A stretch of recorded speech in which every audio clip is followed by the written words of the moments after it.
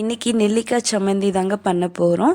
இந்த நெல்லிக்காய் சம்மந்திங்கிறது கிட்டத்தட்ட நெல்லிக்காய் சட்னின்னு சொல்லலாம்.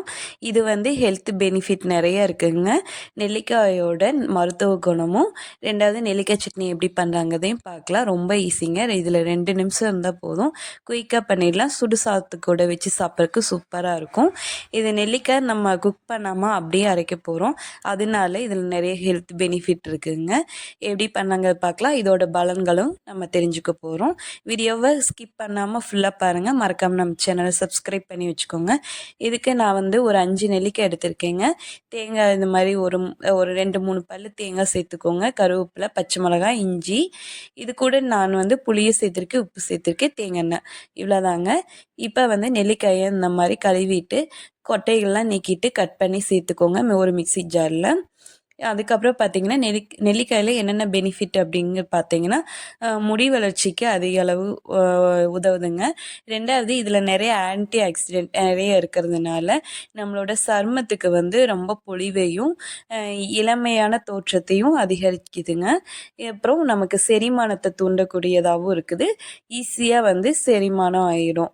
அதுக்கப்புறம் பார்த்தீங்கன்னா இது சர்க்கரை அளவை கட்டுப்படுத்துது, கெட்ட கொழுப்பை நீக்குது, நம்ம உடம்புல இருக்க தேவையில்லாத கழிவுகளையும் நீக்குது. அதுக்கப்புறம் பார்த்தீங்கன்னா உடம்பு அதிக வெயிட் போடாமையும் நம்மளை பாதுகாக்குது. இதில் நிறைய நோய் எதிர்ப்பு சக்தியும் அதிகரிக்குதுங்க. கண்டிப்பாக இந்த மாதிரி நீங்கள் ட்ரை பண்ணி பாருங்கள். நீங்கள் சட்னியாகவும் சாப்பிட்லாம், ஜூஸாக எடுத்துக்கலாம், நெல்லிக்காய் மோர் பண்ணலாம். நெல்லிக்காயை நீங்கள் நிறைய விதத்தில் நீங்கள் அப்படியே சாப்பிட்றதுனால நிறைய பெனிஃபிட் இருக்குங்க. கண்டிப்பாக நீங்கள் இந்த மாதிரி சாதத்து கூட வச்சு சாப்பிட்லாம். புதுசாக இருக்கும், ஆனால் டேஸ்ட்டும் சூப்பராக இருக்குங்க. டேஸ்ட்டுக்கு குறையே இருக்காது. இது கூட கொஞ்சம் புளி, உப்பு, கொஞ்சம் தேங்காய் எண்ணெய் சேர்த்துக்கோங்க. இது நான் எல்லாம் சொல்கிற மாதிரி இந்த மாதிரி நீங்கள் தண்ணி விடாமல் அரைங்க, எண்ணெய் மட்டும் சேர்த்துக்கோங்க. நல்லா கொரன்னு நல்லா அரைச்சிருங்க. இந்த மாதிரி அரைச்சி எடுத்து வச்சுருக்கேன் பாருங்கள். இந்த மாதிரி இருக்கும். இதை எடுத்து நம்ம ஒரு பாத்திரத்துக்கு மாற்றிக்குவோம். இந்த மாதிரி இருக்கும். இதை வந்து நல்லா சூடான சாதத்தில் இது பண்ணுறதுக்கு ரொம்ப டைம் இருக்காதுங்க. ரொம்ப ஈஸி, சட்டுன்னு பண்ணிடலாம். இது நமக்கு ரைஸ் கூட வச்சு சாப்பிட்றதுக்கு நல்லா இருக்குங்க.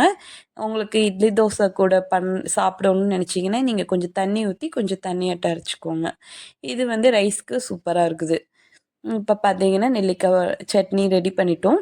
நம்ம சம்மந்தின்னு சொல்லலாம். இந்த மாதிரி டெக்கரேட் பண்ணிட்டேன். நான் வந்து சூடான சாதத்து கூட வச்சு சாப்பிட்றேன். இந்த நெல்லிக்காயில் அவ்வளோ சத்து இருக்குதுங்க. கண்டிப்பாக மிஸ் பண்ணாமல் இந்த மாதிரி நீங்கள் சாப்பிட்டு பாருங்கள். இந்த நெல்லிக்காயில் வைட்டமின் சி இருக்கிறதுனால நம்மளோட தோல் ஸ்கின்னுக்கு வந்து ரொம்ப நல்லதுங்க. அது மட்டும் இல்லாமல் இதில் நிறைய நார்ச்சத்துக்கள்லாம் இருக்குது. இது சாப்பிட்றதுனால முகம் வந்து நல்லா ஷைனிங்காக பளபளன்னு இருக்குங்க. வயசே ஆகாமல் இருக்கணும்னா கண்டிப்பாக நீங்கள் நெல்லிக்காயை உணவில் அடிக்கடி பயன்படுத்திக்கோங்க. கண்டிப்பாக நீங்கள் இந்த மாதிரி புதுசாகவும் ட்ரை பண்ணி பாருங்கள். இது நல்லாயிருக்கும், டேஸ்ட்டாக இருக்கும். கண்டிப்பாக பிடிச்சிருந்தா நம்ம சேனலை மறக்காமல் சப்ஸ்கிரைப் பண்ணி வச்சுக்கோங்க. அடுத்தடுத்து உங்களுக்கு பயனுள்ள தகவலாக நான் உங்களுக்கு வீடியோவில் ஷேர் பண்ணுறேன். வீடியோவை மறக்காமல் பாருங்கள்.